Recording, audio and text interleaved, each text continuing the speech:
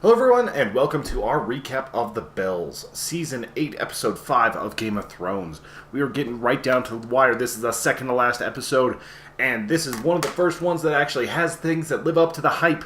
We get Clegainebowl, we decide a lot of what happens with King's Landing. We're going to get a lot of spoilers ahead, so if you are worried about spoilers, get out now. Seriously, it's going to be a lot of them. This is a recap, not a review.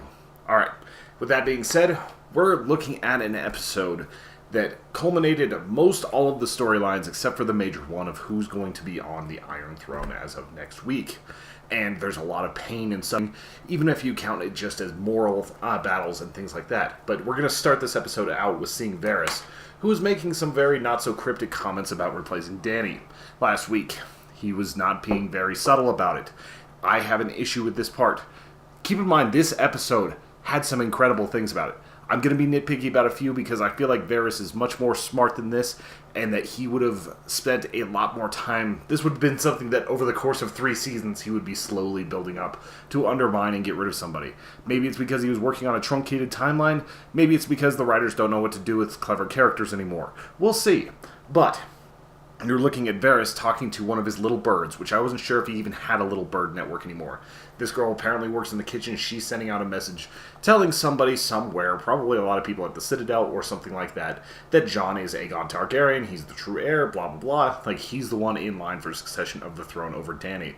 This information is about to cost him his life, as he gets told on by Tyrion.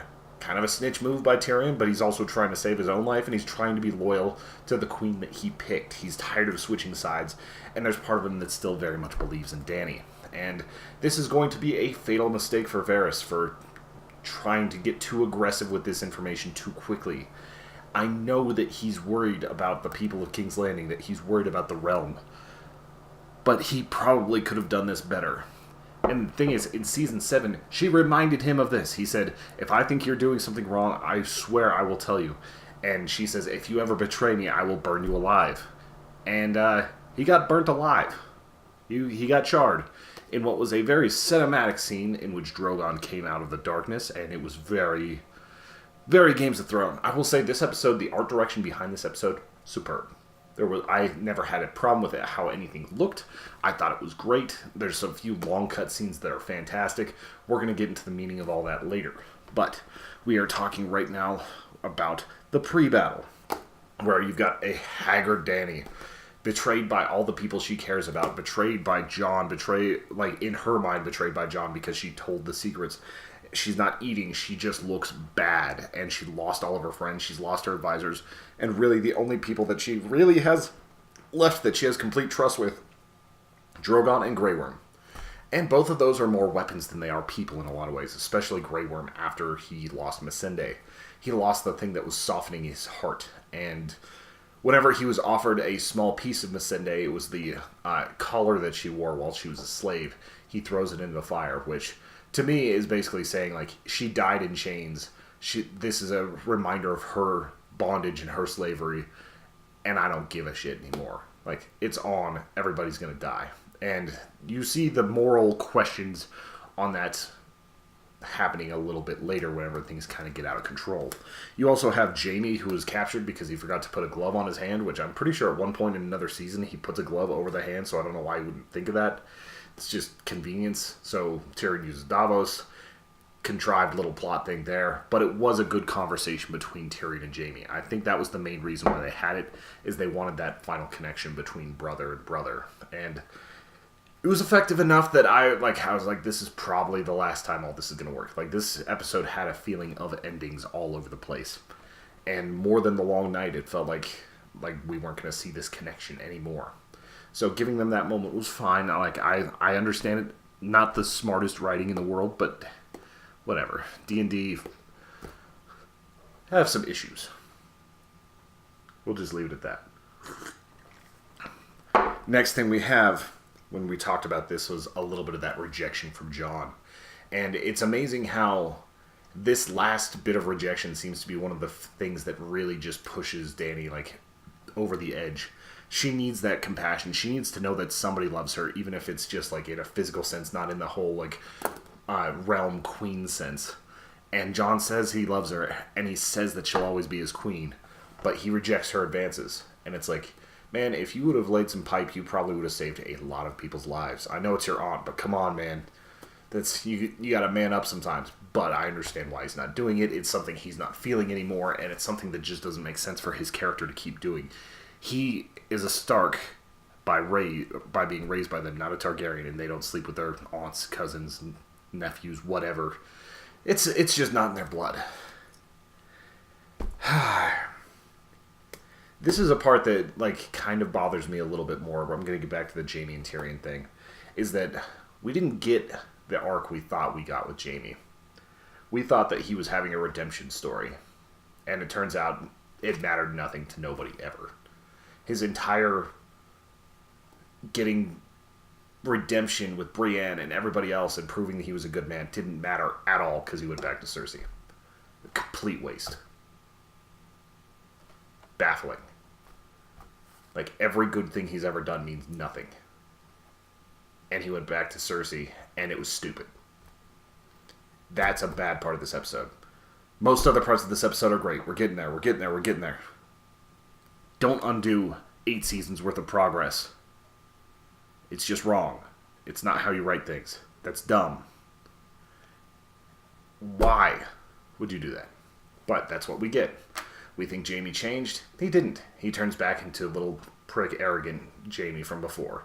He's a little bit nicer, a little bit more mild-mannered, but he's not a good man. And we have to just deal with that. The next thing I have here is the battle, which this is one of the better composed battles in the entire series.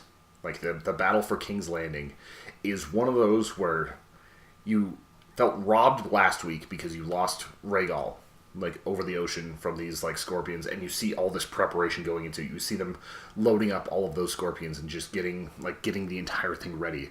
They hyped those up. They made it seem like King's Landing was completely impervious, which there's a little bit of bad writing here because they just nerfed it because Drogon didn't have any trouble getting through, like, the giant swaths of scorpion fire coming off the backside of King's Landing. That, I feel like, is kind of a mistake because you made it so that the thing that you hyped up in the previous episode didn't matter for anything. It was kind of surprised that they were able to do it, but it was one of those things where I felt like if they're that good, they can't use the dragons, they gotta get more clever.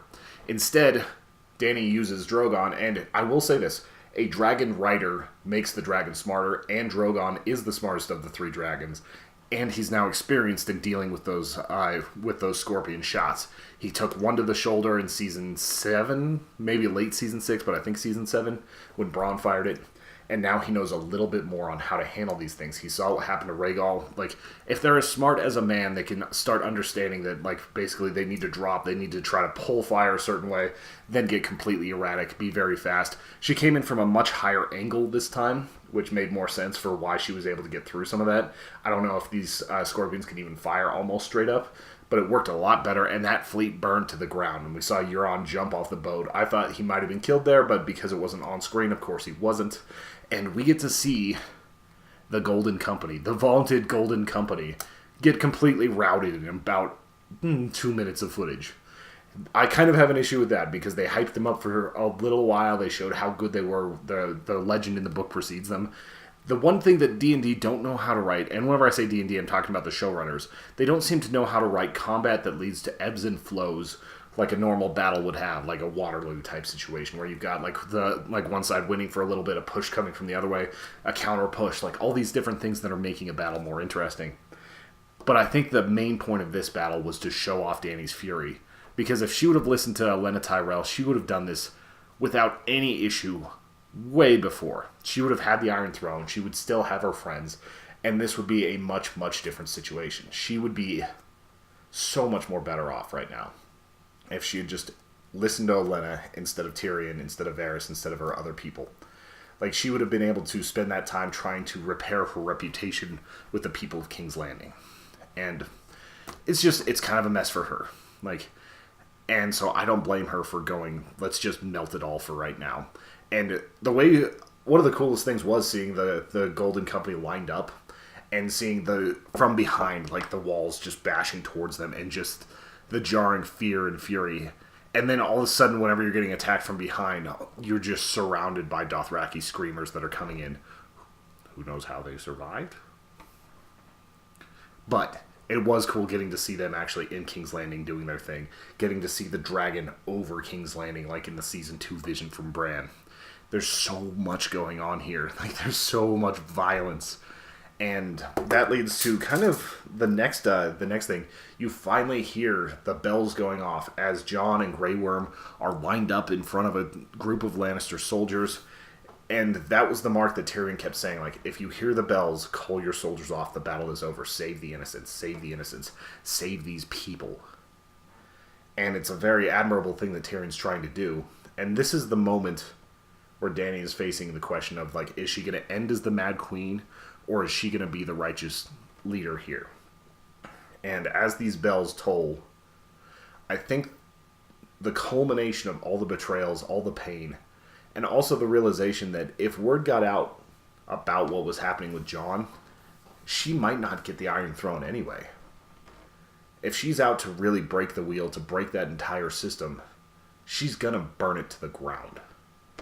And that's exactly what she does. She goes straight for the Red Keep and just lays waste. Like, King's Landing would have never been the same if she stopped there. King's Landing would have been forever scarred. The Red Keep is a sign of her people, of the Targaryens. It was like their keep that they initially made when they went to King's Landing. Doesn't matter to her. Those are the people that kept her from her throne. Those are the people that killed her friends. And she's going to burn that motherfucker down. And then it gets a little bit further. Like, whenever you see, like, this kind of beautiful moment where everybody drops their swords and the battle's won. And then whenever Grey Worm sees this dragon burning civilians and burning through the city, that's when he throws his spear and starts it right back up. The Lannister soldiers in self-defense pick up their weapons and start going. And you just see Northerners become the thing that Jon hates the most.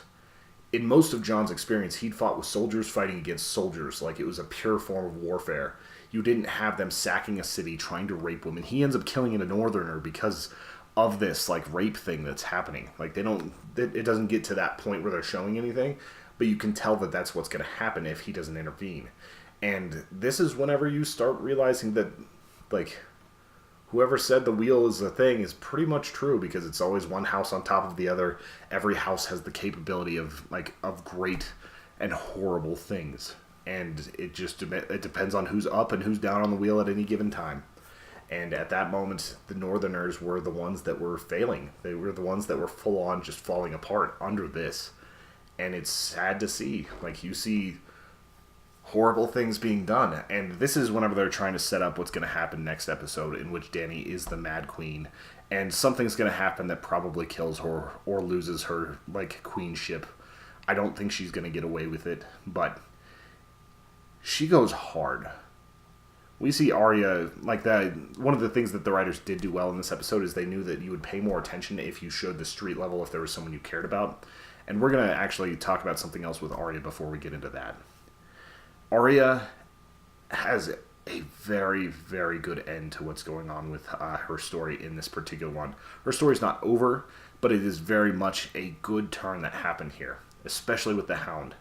The Hound does not care about much, but he loves Arya like a daughter in a lot of ways. And it's not a familial, normal type. It's like a warrior to warrior. It's a different type of thing. He's only capable of giving so much. And he gives it all for her. And he tells her, while they're standing over the world that Cersei ruled, like the one that she painted in that room, that if she comes with, she's going to die. And he doesn't want her life wrapped up in vengeance like his. And she says, "Thank you, Sandor." And I think it's the first time she's ever said his first name on camera. And it's a very good moment. And it's one of those where, like, I feel like that she keeps getting to the brink of losing her humanity, and something brings her back. The first time it was Nymeria in the woods. It was her wolf, the wolf that she had lost. And the second time it's the Hound. And that's like a perfect mirror right there. That these hounds and wolves in her life, these symbols of her house, kept her from losing herself to these moments. That's great. That was good. And then we get to see her surviving in the streets as she's dodging crumbling towers as there's flame everywhere, as she's trying to help people escape, usually for nothing. There's bodies burning. Everything is horrid. She, a couple times, gets knocked out to the point where I wasn't sure if she was alive. I figured she probably was. I don't think she has plot armor anymore, so there's a very distinct possibility she was going to die in this episode. But, like, just the way they set it up that there was a chance for her to have life, I was definitely rooting for her. And I think that's probably some of the most effective writing in this episode, and that was also when the long-awaited, much hyped, beautifully shot, and kind of amazing Clegainebowl starts. And I didn't expect Qyburn to go out this way, but there's a very, very good moment. First off, you've got the Hound at the bottom of the stairs. He kills 4 of the King's Guard, like 4 of those swords, and just walks up there, and it's just like the stare down. The Hound has the the mountain has the high ground. The Hound is down at the bottom. Qyburn tells him that they need to go. Qyburn tells him they need to defend the Queen, and Qyburn gets his face bashed in by his own creation that doesn't listen to him because it's still got just a semblance of humanity left enough to hate underneath everything there. And Sandor is game, and they go at it. And this is like a Mortal Kombat level where they're standing, you just see the dragon flying overhead. You see the fire. You see everything getting so intense, and I love that. And then you have this battle, and I hate that they broke it up. I feel like that was a moment that should have been super focused on them, not split between different things. But they're fighting for keeps. They certainly are. Like, you're seeing like hits that are breaking into stone from the mountain. You're seeing Sandor get hurt over and over and over again, and he's getting his ass kicked, and he's basically getting his eyes gouged out whenever he finally drives a blade into the forehead of his brother. And if he didn't I know he realized whenever he stabbed him the first time that his brother's dead. Like, there's something different about his brother now. And that was the moment where he knew that he had to do something else to finish this fight. And he straight up was the one who took his brother to the fire this time. And a lot of us thought that the Clegainebowl would end in a draw, that Arya would finish off the Hound. I think this was better. It would have been, like, poetic and everything to have Arya do that. But man, to just break through a wall and slam him to the earth, that was perfect. And that's whenever we start getting back to Arya on these long cutscenes where she's running and trying to save more people, and the ashes falling from the sky, and you're reminiscing about that vision that Dany had where she almost touches the throne but didn't, and you can't tell if it's snow or if it's ice, and it's just, snow or ash. And she's in that moment. We're seeing the prophecies, like we're more like the visions. Prophecies in Game of Thrones don't mean anything. Like, there were some things that were accurate from Maggie the Frog on Cersei, but it's not a thing anymore. Azor Ahai was bullshit. The Valancourt killing Cersei was bullshit, unless the Valancourt, which is supposed to be a brother in Valyrian, is Daenerys. And yeah, Jaime came back, and I thought he was going to finish her. I even thought it might be a mercy kill, as they were locked in the very bottom part of King's Landing. This death, they died together. Once again, bad for Jaime, bad writing. I did love seeing the fear on Cersei. And also whenever she left Clegainebowl and she's like, I'm just going to let these two do what they want. That was one of the funniest things I've seen in a while on this show. But, like, the way they died seemed almost too simple. It wasn't enough for Cersei, although she was panicking. She was crying for her life. She wanted the baby to survive. She was begging Jaime to save her life. And instead, the crypt where they kept all the dragon skulls collapsed on her because of the damage that Dany was doing above to the keep. Makes sense. Like, I like that they died in King's Landing and everything, but I wanted her to burn. She deserved to burn. That was too easy of a death for her. She got to die with the person that she loved.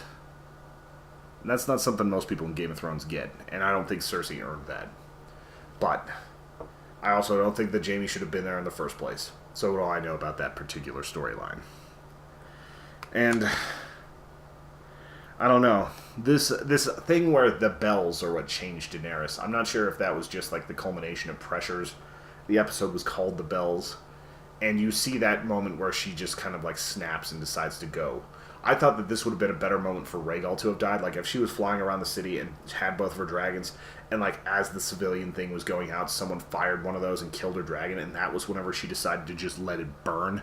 I felt like that would have been a better way of prompting that. I still don't fully buy the Mad Queen thing. It seems like she went from being the breaker of chains and understanding the people to being a complete murderer overnight. And it was a little bit too fast for me. If we would have had another season, we could have seen this happen and make sense. But she's also been pretty sinister in the past. When her brother died, she had no affect on her face.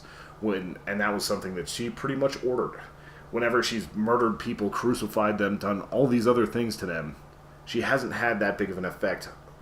But you kill her friends and she's going to have a major reaction. So, it makes sense. I thought she was going to burn the Red Keep down, take the symbol out, break the wheel. I did not expect her to almost burn down every street in King's Landing and kill up to 1 million people. I don't think she killed 1 million people, but I think she did some pretty good numbers. Like, her kill count right now is higher than Arya's. And that's saying something. So, there's a lot that happened here. We literally saw the end of House Lannister. There might be some cousins or something like that that could take over Casterly Rock, but they're not going to be allowed to under the new regime. We saw Clegainebowl. We finally have a resolution to one of the better told story arcs between the Hound and his brother. His brother didn't have as much of an arc. He was still a sinister villain. He was a cool villain, but he wasn't like a detailed one. Sandor Clegane was a hero. He was an anti-hero in every sense of the word for that. And I really enjoyed seeing his arc where he went from being completely uncaring and just a stooge of the king to caring about these Starks and making sure that they made something of their lives more than what he did. And that was great. That was perfect. Like, his end, I have no problem with. You can't ask for a much cooler end. Like, the air horns are still playing. Flags will be at half-mast tomorrow. It's going to be a good day for those remembering the Clegane. Or Sandor Clegane. We're looking at the regime change, which there are moments of the last episode of the preview for the next episode, where we see her standing in front of stairs with all of her troops. It looks very official. She's probably going to be crowned in some way. I feel like she is going to be queen for a short amount of time, but she's never really going to take the throne. I feel like it's going to be Arya. It definitely seemed like Arya, especially because the last thing they did was allude to Death riding on a pale horse. She is Arya Stark, but she is still no one, and she is still Death. And if the last thing she does is kill Daenerys, then that would make sense for her character. That's a lot of major kills from her, though, so I don't know if that's going to happen. It would make sense if Jon did it in some ways, but he also... He saw on the ground what happens whenever, like, these wars go south. And it was too much for him to handle. Tyrion walked around the battlefield in a daze, just looking at, like, this is what we wrought. And he was relieved, and then he was mortified. And there's not much of King's Landing to rule after all this is done. Like, yeah, she's going to have the Stormlands because Gendry owes her. She's going to have the North because Jon is sort of on her side. Who knows with the Dornish Prince, the Reach, with everybody else. Apparently she owes Highgarden to friggin' Bronn. But there's so much there that it's hard to predict exactly what's going to happen to finish out this series, this season, the last hour and a half of Game of Thrones, hour and 20 minutes, whatever it's going to be. I don't think Dany's going to be on the throne very long. I think she's going to die this coming episode. I think Jon's probably going to take the black. Like, I think that he's just wanting to get the hell out. Which leads us to the question of who takes the Iron Throne. Betting sites have been saying that Bronn is actually a pretty high candidate for this, and being the fact that he could be in charge of all of the, like, he could be seeing everything in the realm, he might end up taking it. That might be the better choice, the person who doesn't want it. He in the last episode said, I do not want. Also, there are some things where you see ravens flying around Drogon. You see that horse that comes up that might be warged into by Bran. Like, it seems like he's still sort of pulling the strings, and that would make for him to be a better character. Don't know if he'll be king. Arya's not going to be queen. That's just not, like, that's not her bag. Gendry's not going to. All that would be kind of funny if, like, one of the descendants of Bobby B ended up being on the throne. Like, Bran's not going to be there. Like, I honestly, I have a weird suspicion that it's Bran. And I'm not sure how I feel about that. But we will know in less than a week's time. But I need to wrap this up. It's going a little bit long. I need to know what you guys thought of this episode. Please tell me everything in the bottom. Tell me if it was worth the hype, if it was overdrawn. Please let me know. Also, hit us up on Twitter at Human Echoes, on Instagram at Human Echo. We will talk to you guys very soon. And hit that sub button. Love you guys. Bye.